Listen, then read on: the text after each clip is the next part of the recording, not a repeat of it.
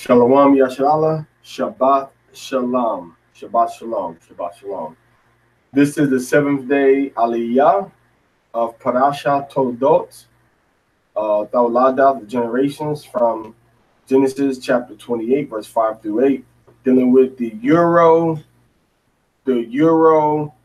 Afro, Arab cousins, and also dealing with Hear, O Jacob. Okay, Hear, O Jacob.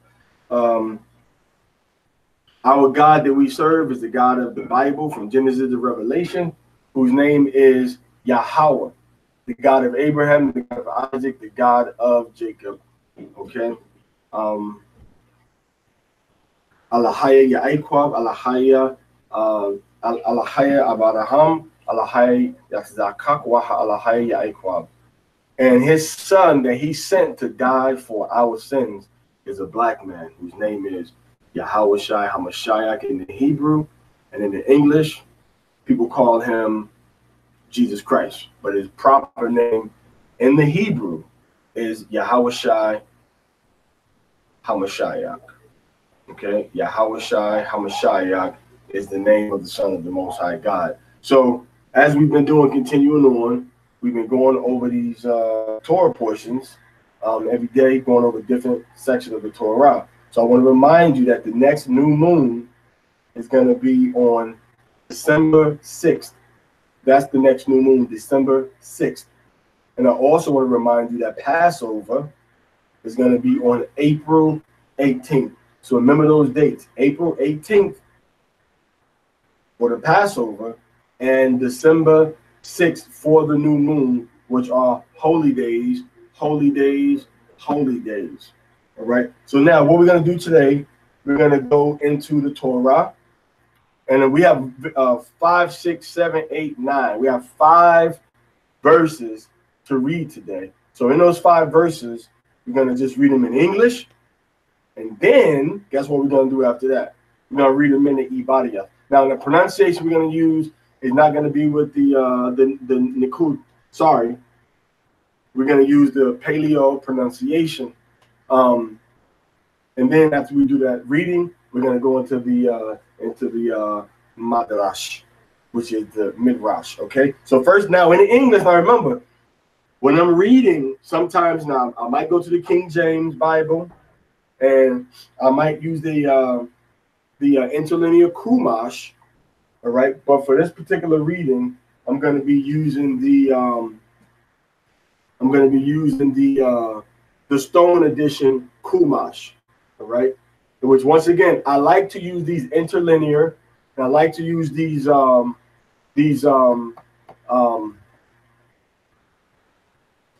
language interlinears on top of each other. Okay. But then the Hebrew English, they're on 2 separate pages. I like to use these because we're learning the Hebrew. And sometimes even in the Hebrew, they translate a word that's not exactly as it says in the Hebrew. I've seen it a few times, which means that now when we go into an English translation, a lot of times the word is going to be off also. So I like to read the Hebrew with the English, sometimes side by side like this, and sometimes one word on top of the other word like this, especially when dealing with the Torah. But now when I'm doing just regular teaching, I can go to the King James, because usually it's material that I've already reviewed. So I know, hey, they translate this word differently. So let me give you exactly what the Hebrew word says. All right. So now I think I'm gonna give you a quick example. I don't know what it says in the Hebrew, but this is one of those gentle places where they might have translated it. When he said that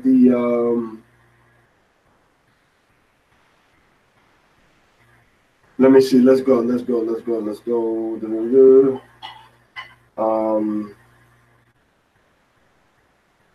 Now, okay, here's a good example. When you go into Genesis chapter 28, I'm gonna read to you what the English says. It says, and Esau, seeing that the daughters of Canaan pleased not Isaac his father. That's what it says. It said they pleased not Isaac his father. All right. Now check out what it says in the Hebrew. I'm gonna just show you this example of why I love to learn in the Hebrew now. The language is a lot more strong. It says Wayara and saw Aishawa, Esau, Kaya, that or for. It says Ra'aywath or Ra'aywath. It says evil.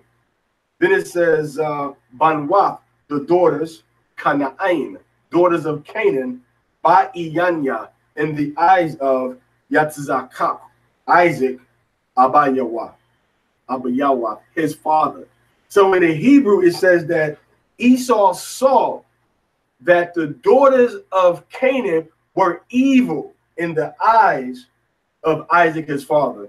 Meaning he saw it. He could notice it in his father's behavior, in his father's demeanor, in his father's interaction with them. Because these are women that Esau had married, these Canaanite women.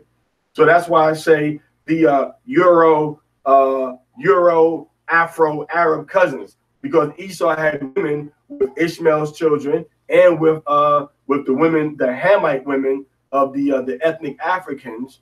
All right. So they were all kind of three nations in one household all together.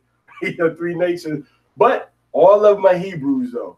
I'm sorry. The ones he had with Ishmael are Hebrews. Ishmael's daughter are Hebrews. The one that he had with the Hamites are Hebrews. All right. The Canaan. So in the Hebrew, it says that the door. Now, I didn't read that in the English, but I know that that's going to be one of those verses where they kind of dress it down a little bit. The Hebrew said that they were straight up evil, but then in the English it says that, oh, they weren't pleasing in his eyes. Nah, don't say no pleasing.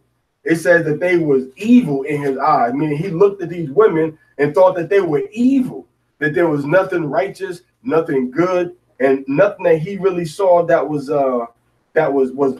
upright in their demeanor, in their behavior, how they acted. All right. So that's just like that's just an example. Okay, that's just an example. All right. So now that's why I like to read in the Hebrew, and that's why I like to use this book right here. I think it also translates it a little more close. It puts a little more of a modern narration, but it translates the key words the right way. All right. So now I'm gonna read it. Verses 5 through 9. I know you're saying shut up and start reading. That's all right. I take my time. All right. Plenty other channels on TV. And I'm just playing. So verses 5 through 9. Shabbat shalom, everybody. Shabbat shalom. It's the Sabbath, so I'm a little bit happy now. We can relax, take our feet up, and be lazy and can't nobody say nothing about it. Get to bed early tonight, rise up early, and do the Sabbath whole Torah portion. Ain't that beautiful? Ain't that wonderful? Now, if you don't have your own people to go to, keep your notifications on for me, and hopefully you'll catch me, and I'll help you to understand the Torah portion for this week. All right, that's a deal. All right. So now verses 5 through 9 in the English, okay, and it reads: So Isaac sent away Jacob, and he went toward Padan Aram, and to Laban the son of Bethuel, the Aramean, all right, the Aramean, brother of Rebekah, mother of Esau and of Jacob and Esau, mother of Jacob and Esau. When Esau saw that Isaac had blessed Jacob and sent him off to Dan Aram to take himself a wife from there, as he blessed him, he commanded him, saying, You shall not take a wife from among the daughters of Canaan. And that Jacob obeyed his voice. And that Jacob obeyed his father and mother and went to Padan Aram. So then Esau perceived that the daughters of Canaan were evil in the eyes of Isaac, his father. All right. So Esau went to Ishmael and took Bahalath, the daughter of Ishmael, son of Abraham, sister of Nebaioth, in addition to his wives, as a wife for himself. Okay, as a wife for himself.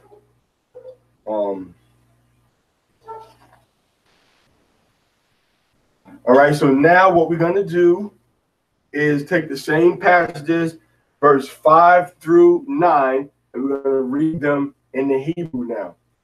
We're almost finished. We've only been going for like 10 minutes, and I just read for about 3 minutes, so we're almost finished. Y'all doing real good. Stick around. All right, verses 5 through 9 in the Hebrew. Now it starts off, Wayashalak yatzakak at yaikwab, Wayalak padana aram, al laban ban batwa ha aramya, akya rabakwa, amaya aikwab wa aishawa, Wayara aishawa kaya barak yatzakak at yaikwab, Washalak atwa padana aram, la Kwakath lawa masham asha ba barakwa atwa wayatzawa aliyawa la amar la a the kwak asha ma banwat kana'ain wayashmaya aikwab al abayawa wa al amawa Wayalak padana aram, wa yara aishaw, kaya ra'aywath banwat kana'ain ba iyanya yatzakak aba yawa, wa yalak aishaw al yashmai Allah, wa yakwak ath makalat bath yashmai Allah, Ban Abaraham, Akwath, Nabiawath, Ayel, Nashiawa, Lawa, La Asha. Okay, so that's the Hebrew reading. All right, so that was 2 minutes. Okay, doing pretty good. Pretty good on time. Read 5 verses, 2 minutes. It's pretty good. I'll be honest, I did review the verses in Hebrew beforehand, so I'm just be honest with you, to make sure I didn't stumble over the words. I still stumbled over a few, but now, this helps to build up your vocabulary, as you're reading. Now, I might not pronounce it the way people like it, in the Ashkenazi or the Sephardic or the Yemeni or the Ethiopian, or my Nakud is not right, or the vocalization, all right, but I'm just using the basic Paleo pronunciation according to the 22 sounds that we have here. That's what I'm using, all right? So now let's break this down. So now, now you look at Padan Aram. Padan Aram is also called Mesopotamia. Padam means I think it means like field. All right. And then Aram, remember who Aram was, right? Who's Aram? I'm gonna show you who Aram is. Let's go back to let's go to Genesis chapter 10 real quick. I'm going to show you who is Aram. Okay. Genesis chapter 10, verse 22. The children of Shem, Elam, and Ashur, and Arphaxad, and Lud, and Aram. So Aram was one of the sons of Shem. All right, one of the sons of Shem. And the children of Shem, Uz, Hul, Gether, and Mash. And Arphaxad, they got Shalach. All right. So Arphaxad, who we come from, is the brother of Aram. All right, Aram. So now Aram and Arphaxad, they're brothers. Now after the flood, Aram, they settled just remember, Mount Ararat, where Noah landed after the flood, is in Turkey. And just south of that point, you have Padan Aram, okay, which is the plain of Aram, specifically to the town of Haran.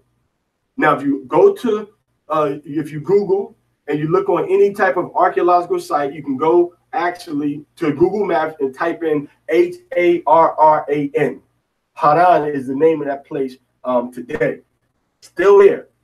It's a small town with a larger village right in the same area. So the point I'm making is this, is that when Isaac sent Jacob away to Padan Aram, when Abraham sent his son over to for a wife for his son over to Haran, to Padan Aram, also called Mesopotamia, which is part of that whole area called the Fertile Crescent. But that's like the top of the crescent, the top of that shape, all right, from Iraq all the way over and then down the Mediterranean coastline, all right, then over into northern Egypt. That's why they call it a crescent shape, all right. So he sent them there, and that's where the descendants of Aram dwelt at. Some of them went a little further south into what's now Syria, because Syria was also called Aramya. All right, Aram was called Syria, and the people that came of Syria were called Aramya. Now remember, Laban was called Aramya, all right, so he was called an Aramean also. So now he went there in Turkey. Now you still have several black people that live in Turkey. Now these black people live in Turkey look like black and Latino mixed together, okay, which is the ancient look of Israel. Ancient look of Israel wasn't strictly Afro, wasn't strictly Latino.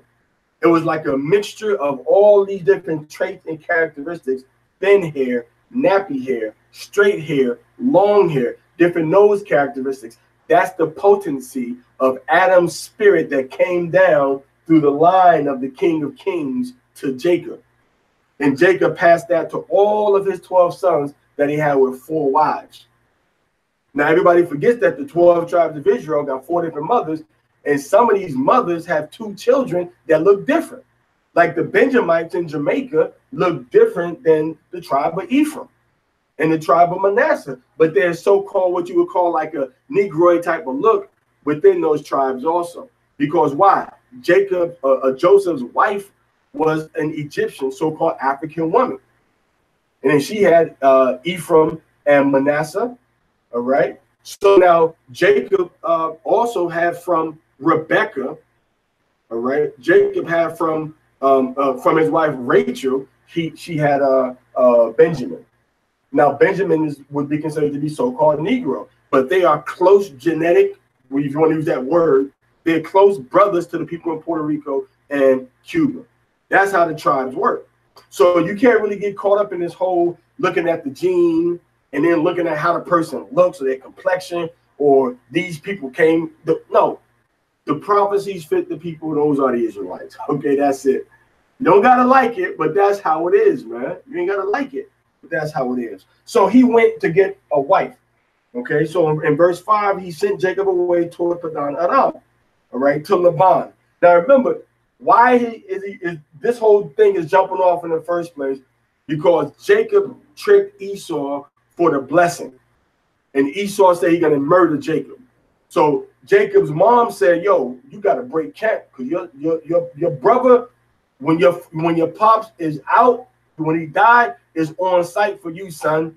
So you better break up, son. You better go. Now, once he left and went to Laban, ancient culture dictates that when you receive a person into your house, you got to protect that person even down to your own life. So now when he goes into Haran, all right, and he goes into the house of Laban, Laban is going to give him protection from Esau, which is a terrible ironic twist because anyway, we won't go there yet. So now he went through Bethuel, which was Rebekah's brother. All right, Rebekah's brother. Now Rebekah's people was from Aram. They were Arameans, Aram. So they wasn't quote unquote so-called Negroes. All right, they weren't Judah looking because there's no tribe of Judah yet. Remember, so that's why when people get caught up in, oh, you got to look like the tribe of Judah. Judah ain't around yet, and we living in Turkey. Or we living in Turkey. We ain't been down to Africa yet. Abraham went down there, but Abraham came over from Iraq. Then from Iraq, he went up to Turkey. Then from Turkey, he came down and went into the land of Canaan. from the land of Canaan. He came down further and went to the land of Egypt. So we made our way into Africa. But Africa is not where we started at. We started at Mount Ararat. All founders of civilizations came out from the ark at Mount Ararat, which is in Turkey. Then they went into further parts of the earth, southwest and then southeast. All right, we came from Turkey. Right, so that was the cradle that everybody learns how to walk from. All right, so now once they came up there, Jacob went up there, and Jacob gets refuge. But now Esau is peeping game because now Jacob is blessing Esau. I mean, Isaac is blessing Jacob. So he sends, Isaac is sending Jacob away, and he tells Jacob, Yaquab, get you a wife, man, from up here. Get you a wife from my people, where my pops went and got me a woman from. All right, don't just choose any old girl, you know, that got the cutest veil. Don't choose any old girl that got the, you know, she might got the see-through on her wrist. Nah, that's the freak, man. You don't want the see-through wrist garment. So he said, nah, go up here to your peoples, to your mother peoples, and get you a shorty from up there for you to marry. So keep it, you know who these people are, you know. So that's where your mom's people come from. That's where my wife came from. And that's where my father told his servant to go up there and get a wife for me. So now I'm telling you, go up there and get a wife. So now he told him, smacking Esau in his face. Why? Because he said, yo, I don't want you getting on the Canaan. Don't bring no Canaanites up in here. That's what he told him. Now remember, Esau have married a Canaanite woman. Remember that. Esau married a Canaanite woman. Okay, when you see in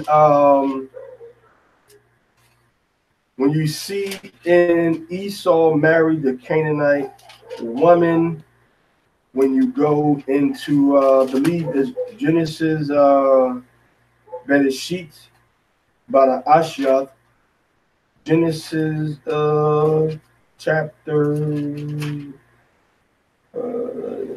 Genesis, no, it's not 27, not 26, maybe it's around here. Genesis, where did Esau take that Canaanite woman? So Isaac said, "We don't take Canaanite woman." Okay, so Esau, anyway, yeah, Esau took the Canaanite woman. Okay, I just can't find the scripture right now. But if you've been reading along with me, you do remember that we did read about how Esau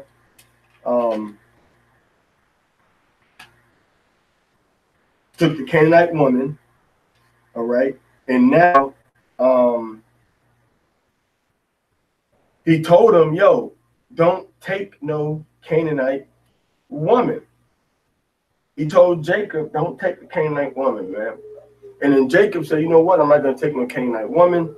I'm not gonna. Now, the Canaanites today are the tribes over in the southern part of Africa. Okay, you want to deal with your so-called Zulu tribe. Now, this is what kills me. Everybody want to talk about how this African tribe is Israelites. Well, Dad, who the Ham? Shoot, it seems like Ham is an extinct daggone race now. Ain't no Hamites around in Africa no more. They done got populated out of their own continent by Shemitic Hebrews. Okay, let a lot of people tell it. Ain't no Hamites over there. Everybody, oh, this a Hebrew, this a Hebrew, this a Hebrew. Everybody's a Hebrew over there now.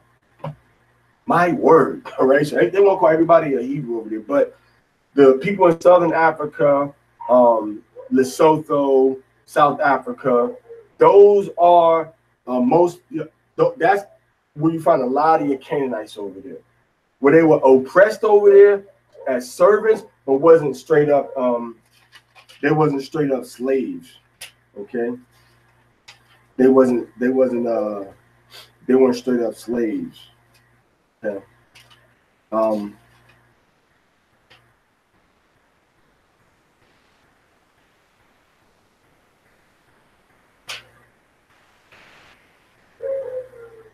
So Esau took the Hittite. Anyway, so now The father say, don't take none of these Canaanite women, man. Go and take now, because they had some customs that we wasn't really too keen on. So then he went to take a woman of over in Padan Aram, which is north of Israel. Remember, just when you cross from Syria, you leave Israel, you go north, you reach Syria.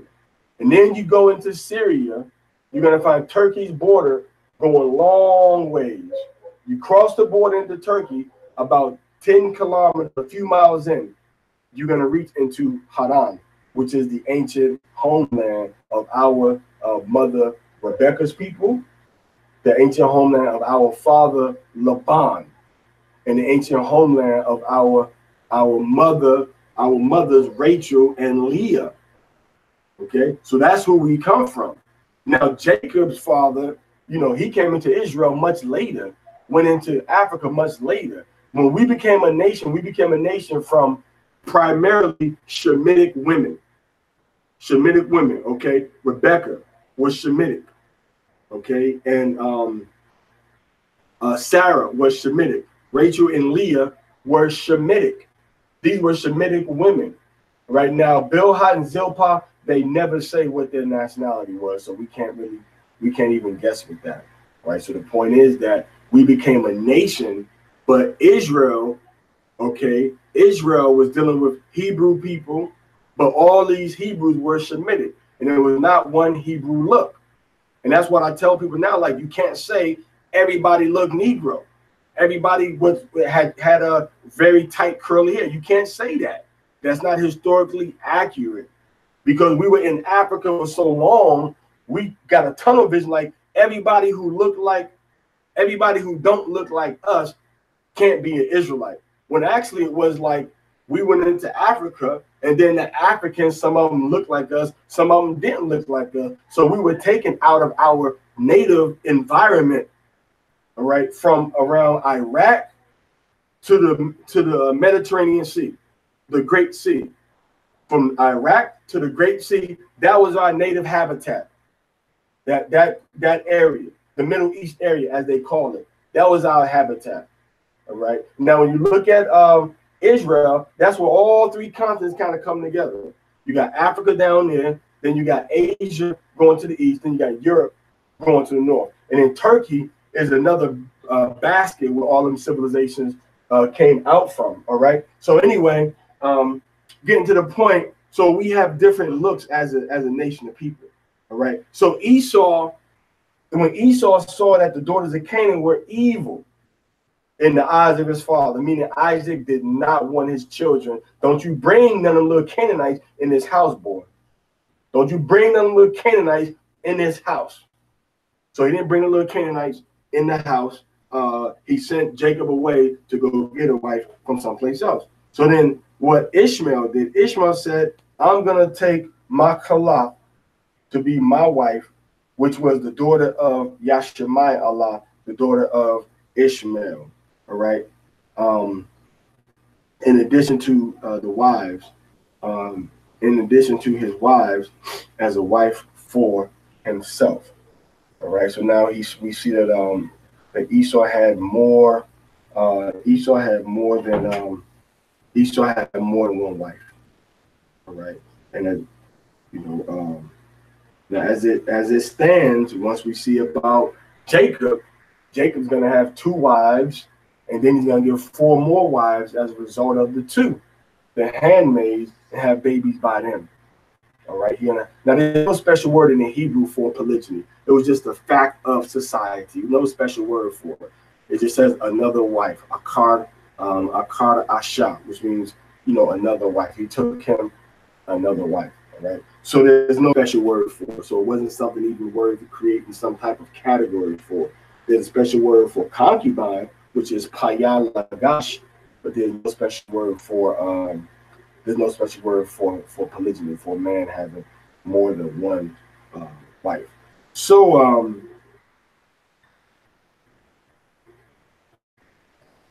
so now I think that's pretty much what we want to go over for today.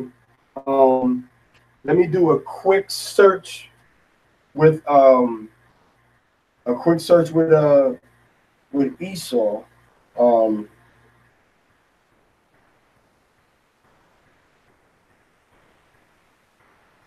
Now remember, Esau did take a daughter from a Canaanite. Remember that. Esau did take a daughter from the Canaanite, right? But I'm just trying the Canaanite people, right? But like I said, I'm having a hard time for some reason finding it today. Okay, we can go to, yeah, here it is right here. Bereshit bara Asha, Toldot, chapter 26, Genesis 26, verse 34. When Esau was 40 years old, he took a wife, Yahweh. Remember, one was named Yahweh and one was named Bashabath, which means Yahweh is praised on Sabbath. So that shows you how Esau's descendants that he had, because remember, marriage represents the generations continuing. That shows you how Esau's descendants are going to try to praise the Most High as the male version of Judah, which is Yahweh, because his wife's name was Yahweh. That was his wife's name. And they're going to try to take on the covenant of the Shabbat. So that's showing you, because that was the names of his wives. That's literally the wife's name. Okay. If you look in Genesis 26 and Genesis 26 and 34, it says, Wa Yahaya Aishawa Ban Arbiyam, when he was a son of 40, Shana, 40 years, Wa Yakwak, and he took Asha, wives, off to or toward Yahweh, Judith, Yahweh, Bath Ba'ardia, the daughter of Ba'ardia, all right, Ha-Katia, the Hittite, Katia, the Hittite, Wa'ath, and he took another woman, and her name was Ba-Shabath, all right, Ba-Shamath, which is also a form of hearing. So, not the Sabbath part, take that Sabbath part off. Just keep on the part about Yahweh, that he's going to try to take on that covenant of Judah for himself, because he got the woman Yahweh, and that's a foreshadow. You see a lot of spiritual foreshadows in what these guys are doing. That's why it's here, for us to actually read it and for us to actually learn from it. Give me an example. When the Most High say Esau, he's going to live by the sword. That's exactly what he's doing today. The whole planet Earth, he's living by the sword. Remember, Esau went into the field. He was the man of the field. Esau is a man. The field represents the world. He's a man of the whole world today. All right. Even where he came down from. Where did he come down from? He came down as the Ottoman Turks coming down from Turkey. Coming down from Turkey to conquer everything. All right. Which in Turkey, what do you have in Turkey? You have Padan Aram, which means the field of Aram. The field. The field. You see that? It's called the field. And Esau was a man of the field. So he came down from Turkey and then bam, started conquering everything. All right. As the Ottoman Turks in 1453, taking over, conquered Jerusalem and everything. So he married a woman named Yahweh, but she was a Hittite. So now his father Isaac, yo, basically like, you see what your brother just did, man? Don't do that. Don't take none of these ethnic Hamite African women. Don't take them to be your wife, son. Don't do that, man. Don't do like your big brother. All right. Now notice that in verse 5, let's point this out. The scripture says that she was brother of Rebekah, mother of Jacob and Esau. Why is the younger son listed first? The younger son listed first now because Esau is going to be surpassed by Jacob. The eldest, Esau, is going to serve the younger, which is Jacob. All right. So now that's what we see. And once again, I think we read in Romans 9. We can go to it a little more. Romans 9 about I want to go into this Esau and Jacob just a little bit. Romans chapter 9, verse let's go to verse 13, verse 12. Um, as it was said unto her, unto Rebekah, the elder shall serve the younger. So Jacob's gonna be the head, and Esau is gonna be the tail. All right. So the white man is gonna be behind, and the so-called black, Latino, Hispanic, Native Americans, Indian men are gonna be at the front. The women, the nation of Israel, are gonna be at the front. So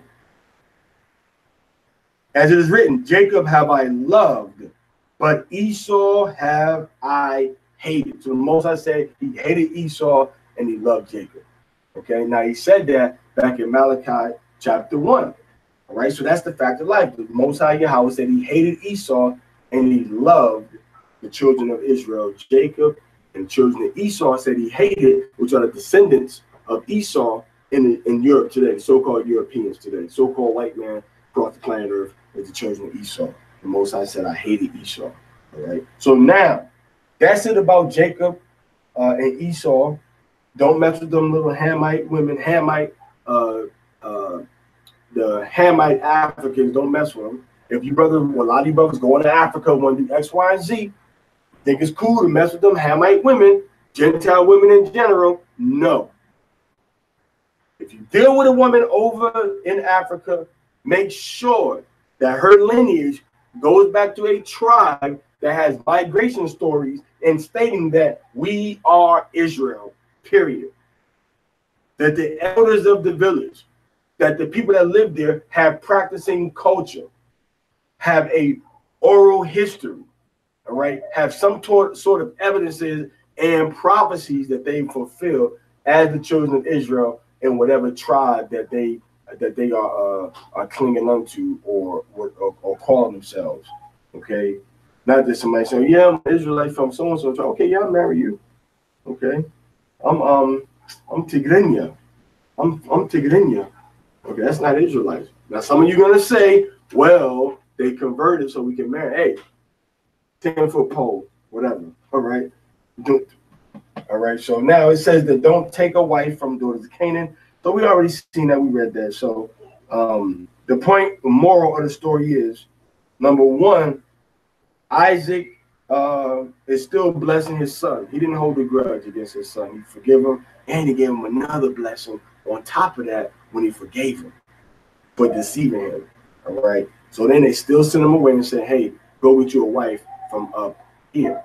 So low-key, our father Isaac was probably low-key glad that Esau got his blessing, got tricked out of that blessing. Because now you see, man, my son marrying all these women. He ain't never one time go up to this place and try to take a wife from our people.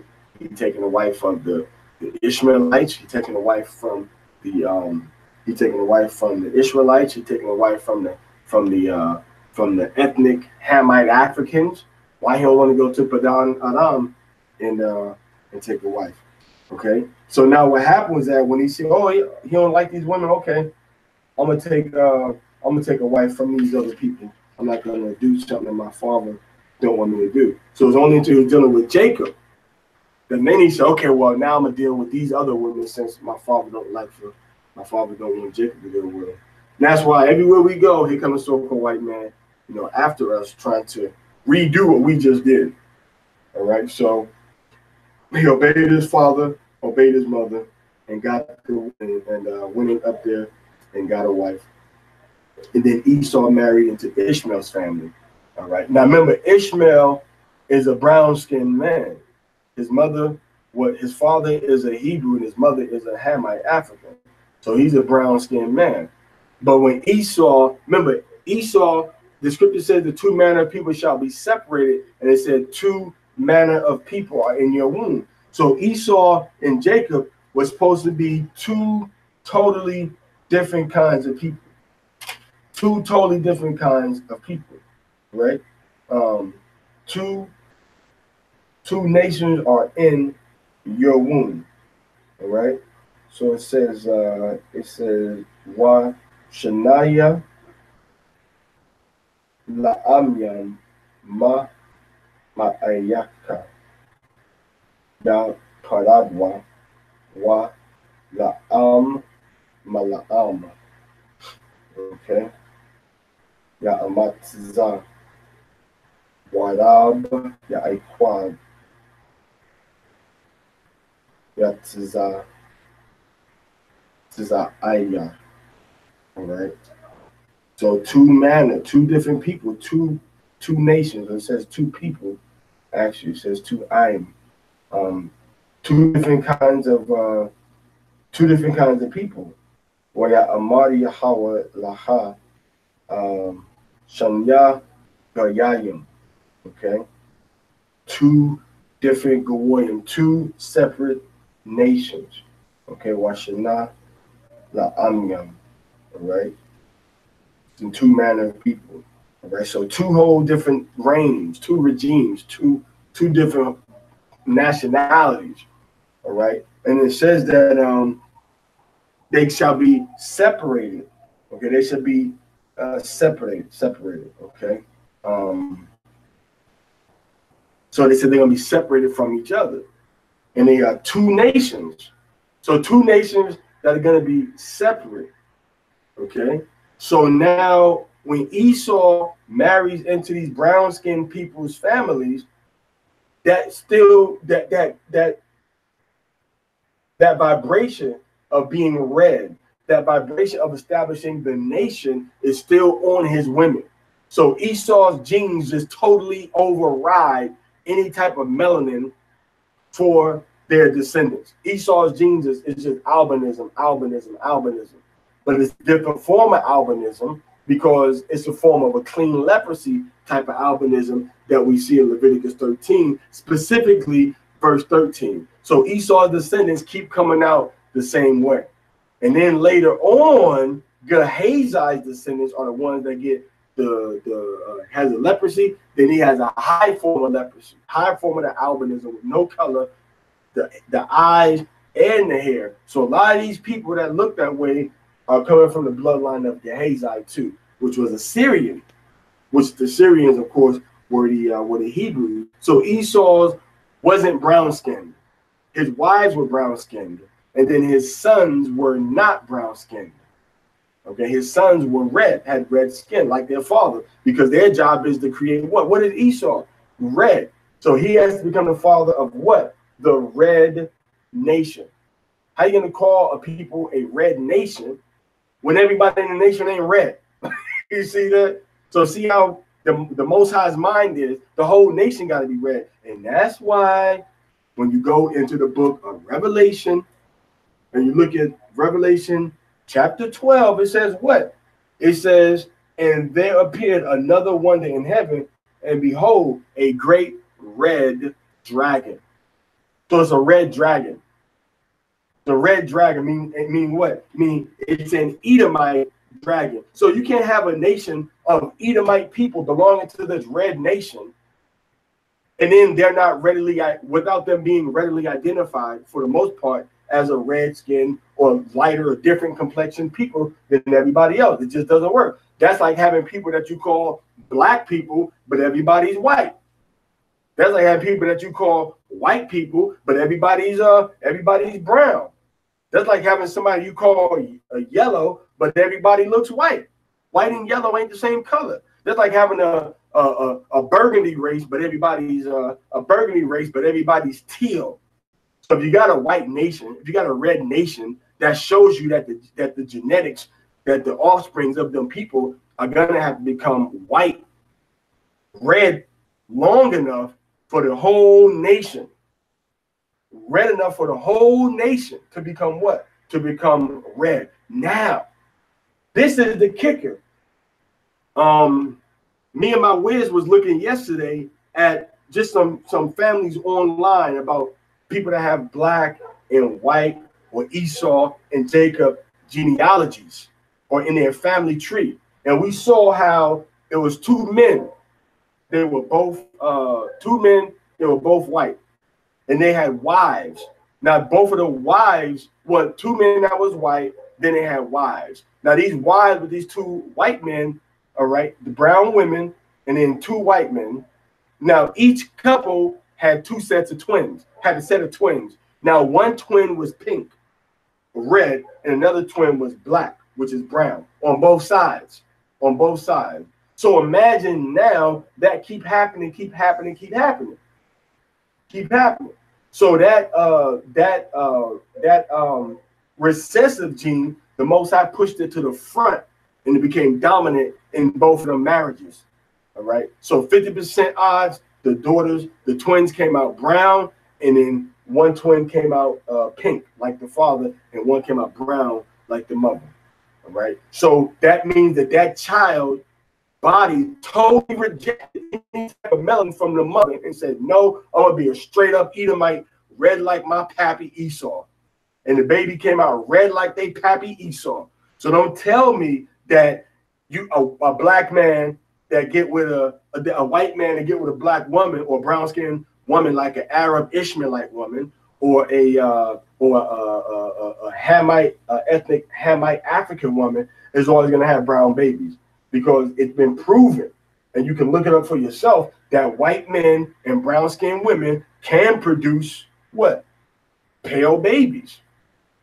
They don't always come out brown skinned. Even a black man having a baby with a white woman can produce pale babies. You see that? So now the same thing happened with Esau. So his descendants was just brown. From his descendants was brown from their mother's side, but then for Esau's side it was pink or red, Adawam. So now Esau's children was coming out Adawam. All right. So that's how we got here. So now,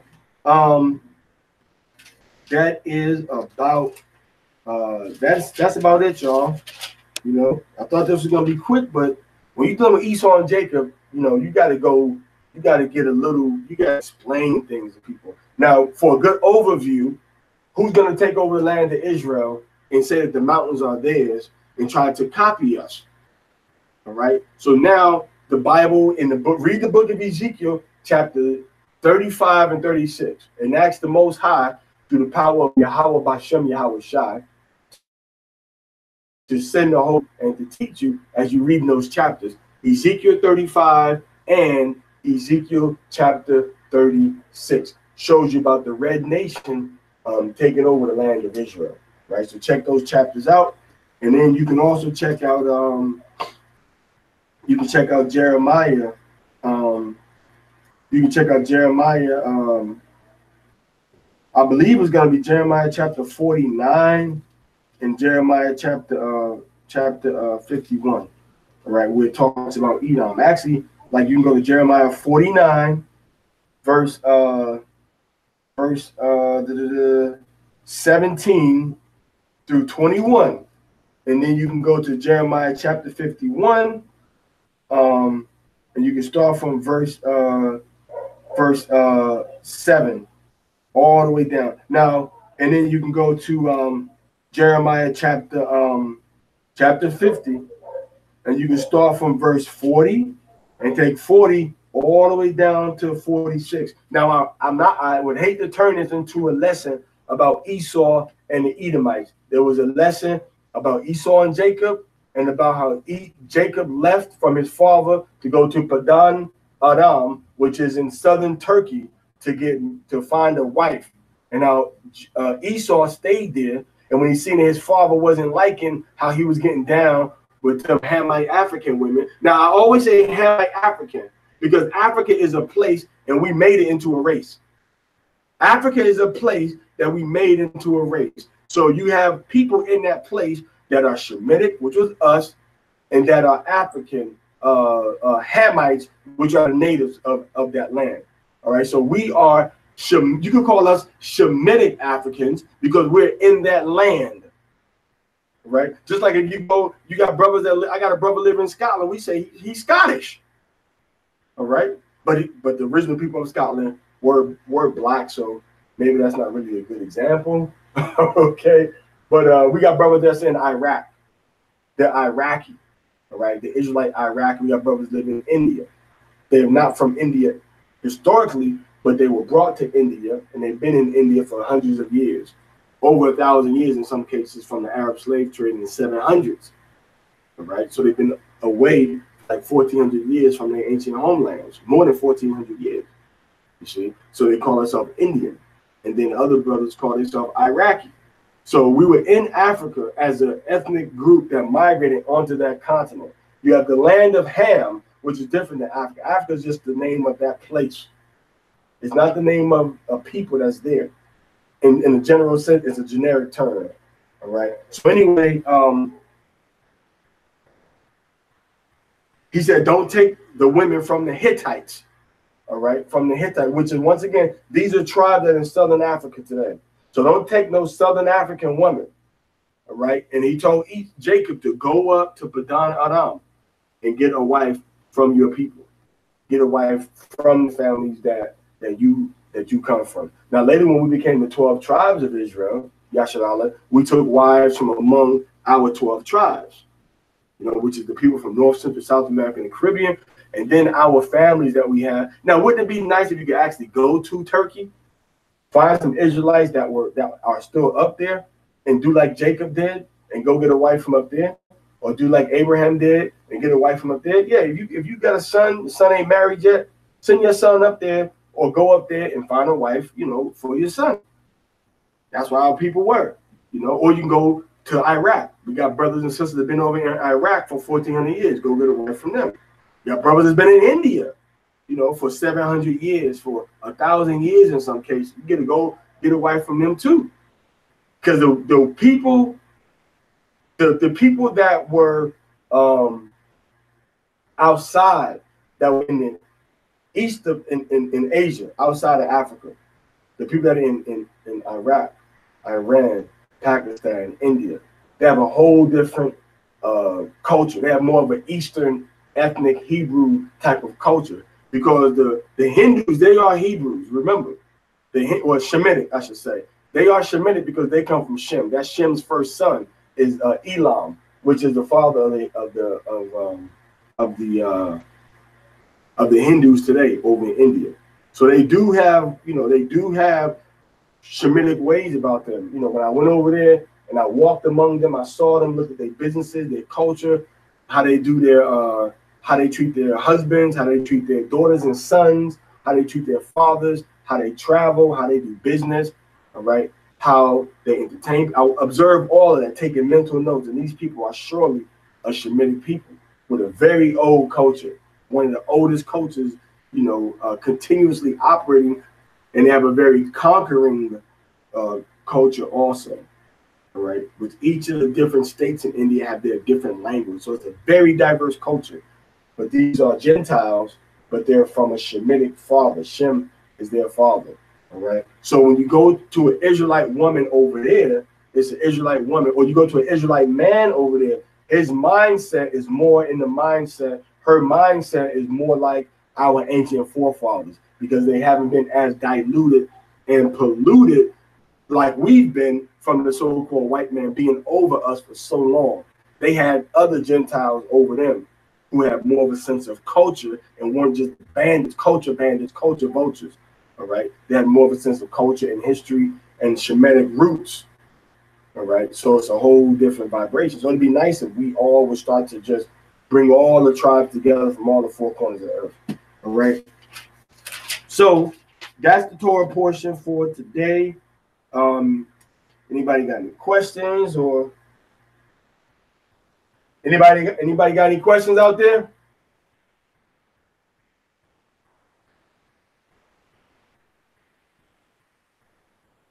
Anybody got a question?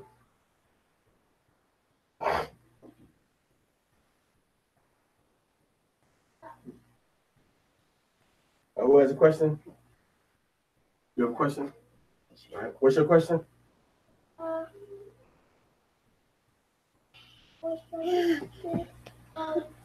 You say not to go get a wife from a different place? The Isaac what? Said not to go get a wife from a different place. What do you mean? Explain your question. A different place from where he was. And Did Isaac tell who? Son. Which one? Did Isaac tell Jacob what now? Not to get away from a different place, or to get away from a different place? Yeah, Isaac, I don't understand your question. What did you hear me read? You gotta let me review what you heard. What did you hear? Let's do it that way first. Isaac said to Jacob, Abraham, um, and different, different, like the place that he saw by his wife. Okay, okay. This is this is what he said. I'm gonna read to you exactly what he said, okay? So he commanded him in Genesis chapter 28, verse verse 6, okay? He says I know he says la um yeah, verse 6, let me get it for you. Okay.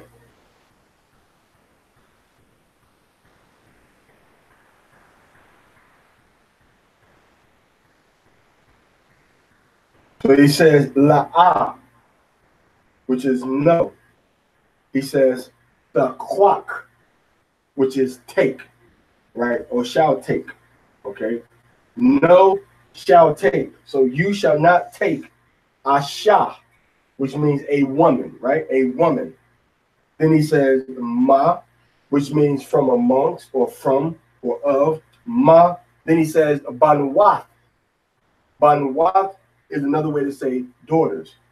From the daughters, then he says Canaan, daughters of Canaan. So he said, don't take a wife of the daughters of Canaan. And they were living at the time in the land of Canaan. So he said, no, don't take a wife from, come over so I can see you. So he says, don't take a wife from the daughters of Canaan. Okay? So he told him, don't take a wife from the daughters of Canaan. That's what he said. He says, La'at the asha makana'ain.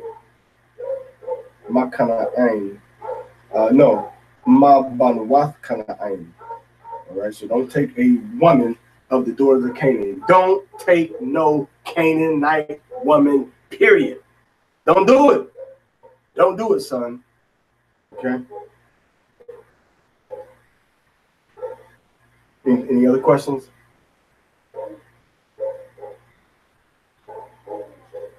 Okay. Anybody? Any more questions? You got a question? What's your question? What's your question? You got a question? No question? What's it called? You said the what? Isaac? Yatzizak? Okay. So Isaac said, don't take a wife of the daughters of Canaan. All right. Let's go down, see if we have any, I don't think we have any questions, but we'll check anyway.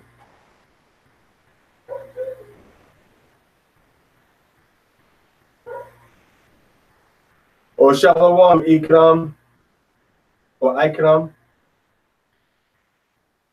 Okay.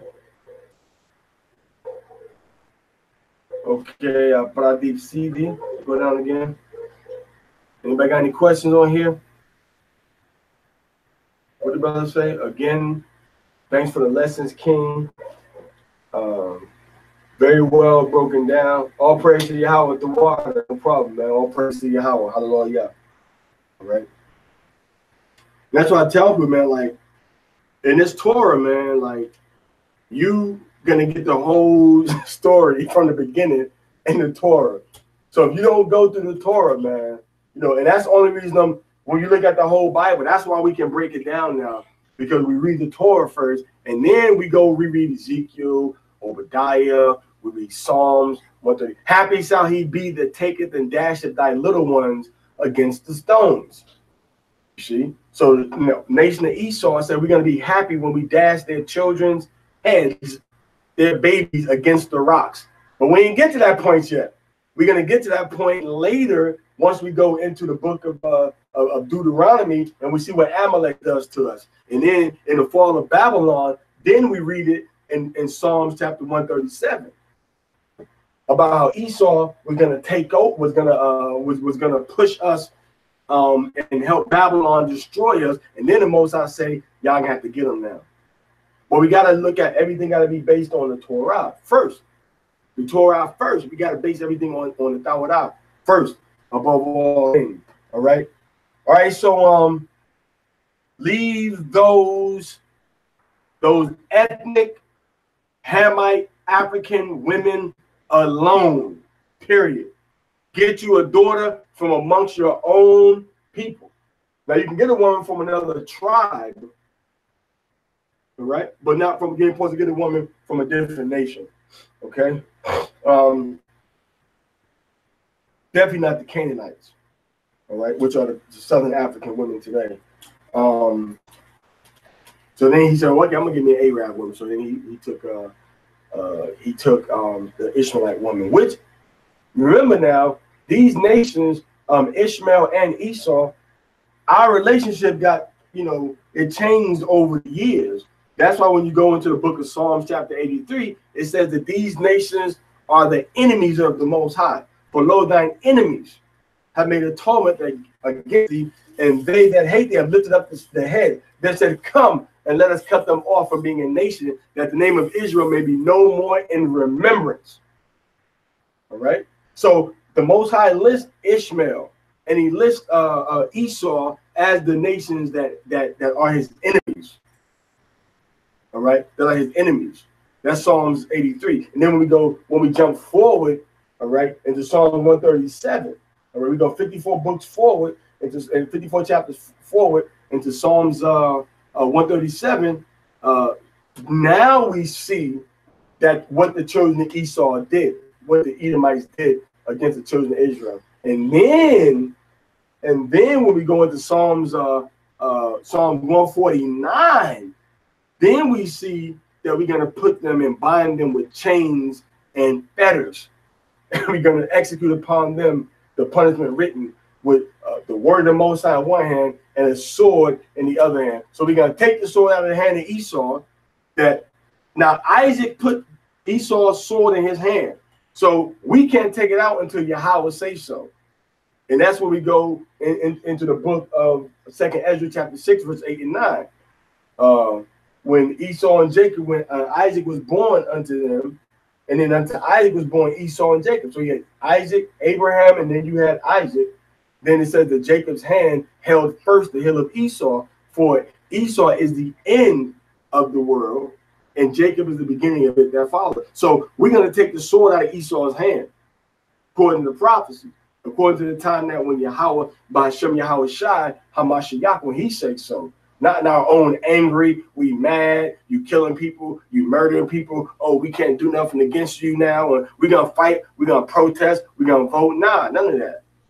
Play your role, play your piece as a child of Israel, keep the commandments. When the Most High say go, make sure you keep his commandments so he can put a spiritual sword and a physical sword in your hand to shed the blood of our enemies. As we see prophesied in the book of Zechariah and the book of chapter 9, especially the book of Zechariah, chapter 10, where we're going to tread them in the mire of the streets in the battle. You see that? But like I said, man, we're not dealing into Esau. We got to have discipline, all right? We're not dealing with Esau specifically. We're dealing with how everything happened from Genesis. And then we're going to go into the commandments after we finish the chapter Genesis. Chapter 49 is going to be about the tribes, and then we're going to go into Exodus in Egypt, and then we're going to go into the Passover, and then we're going to go into the laws. All right, we're going to go into the laws. All right, so that's pretty much it for today. Hebrews, the Sabbath day. All right, so April 18th is Passover. So on April 20th, that's when we're going to be reading Exodus chapter 12. Pesach. Let's take that break. Okay, anyway, that's it. All right. Now remember, the next new moon is the next new moon is December 6th. The next new moon is not on here. It just says the next new moon is December 6th. And then Passover is going to be April 18th. Now, both of those dates, I believe, are so-called Wednesdays. All right. So-called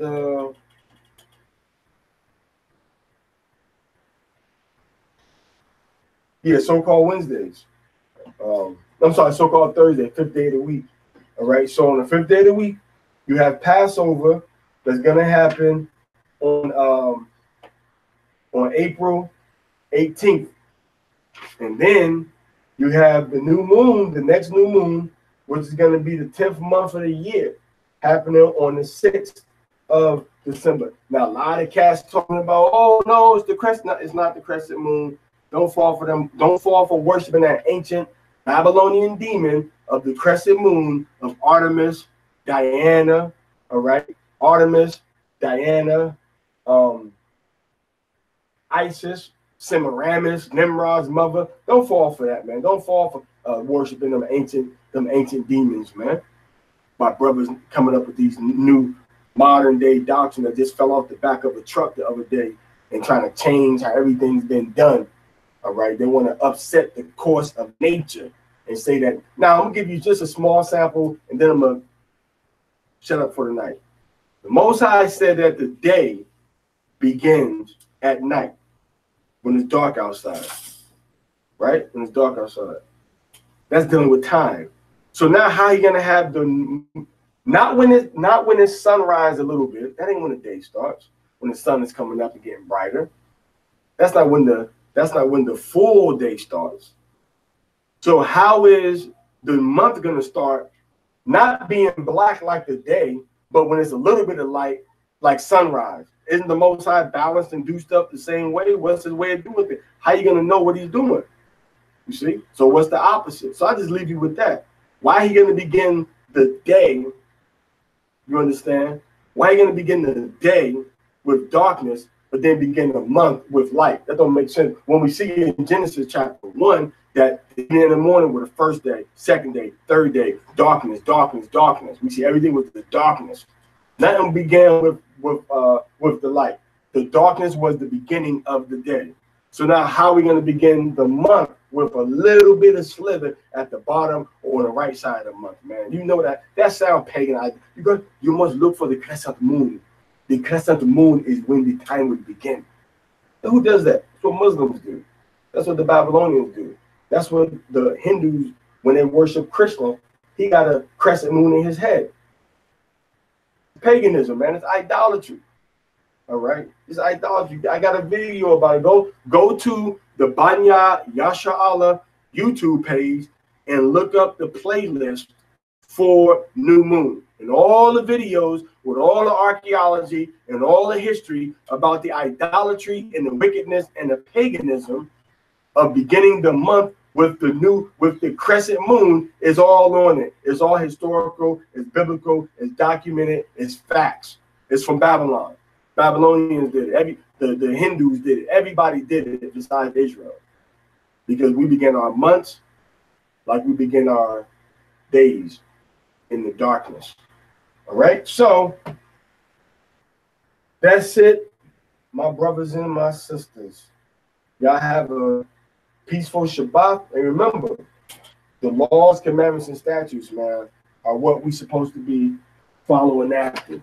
That's what we're supposed to be obeying and walking in the name of Yahweh, Bashem HaMashiach, Yahweh Shai. We don't have no other options, man. It's do or die. It's do or die. So I love y'all. but some of y'all, I love you, but some of y'all, I'm still learning to like you. Okay, I love you, but some of y'all, I'm still learning to like you. All right. So I love y'all, and have a peaceful Sabbath, and Shabbat Shalom to you. Hallelujah, Shalom.